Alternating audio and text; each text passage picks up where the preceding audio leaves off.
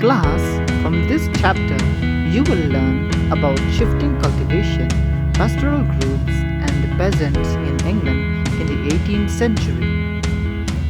Let us begin our journey with England, where the agricultural revolution first occurred. It started on 1st June 1830, where a farmer in northwest of England found his barn and haystack reduced to ashes. After this case, there were a lot of fire-burning incidents reported from different districts. Many of the threshing machines were destroyed by the laborers, and riots spread across the southern England. The cause of the riot was because the laborers feel threatened due to the coming of these threshing machines, that it will deprive their livelihood and the fear of being replaced. Students, this is a brief explanation about the revolution. Let us go back to how it was before the revolution, the riots. In the 18th century, England was a big countryside, and there were no partition or enclosed land that is owned by the farmer. The peasants can cultivate on any lands and around the village they live in. Students, do you know how they get these allocated lands to cultivate? Well, they have a system like a meeting at the beginning of the year. They use this system to ensure that everyone gets a mix of good and bad quality land together. In these lands, they pasture their cows and graze their sheep, collect fuel wood for fire, and berries and fruits for food. It was in the middle of the 16th century that the economy started to change in some parts of England. This was because the rich farmers wanted to gain their profit from wool production, and they were eager to improve their sheep breed and ensure good food for them.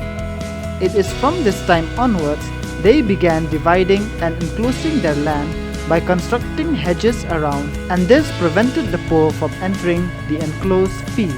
In the 18th century, enclosures swept through the countryside, changing the landscape forever. The enclosed movement in the 16th century is different from the 18th century, because in the 18th century they enclosed for the production of the grains, whereas 16th century they done it for promoting of sheep farming. In the 1700s and 1900s, the population of England expanded rapidly, and this meant an increase in demand for food grains to feed the population. At that time, British was industrializing. Men from rural areas began to migrate to towns in search for jobs. In 1868, England was producing about 80% of the food it consumed. In this period, grain production grew as quickly as the population.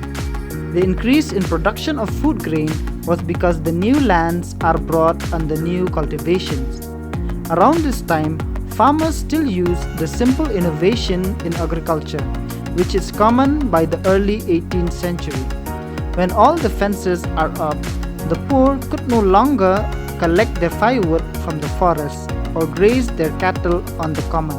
Everything had a price, and the poor could not afford, and it all belonged to the landlords. The farmers who are poor began to migrate from one place to another.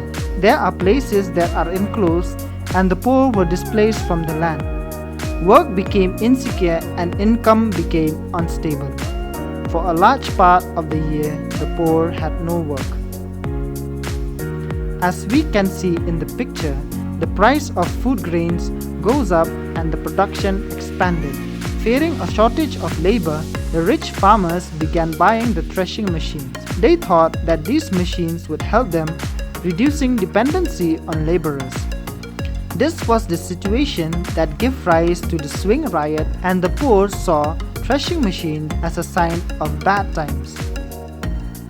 Class, can you tell me the different changes in England with the coming of modern agriculture?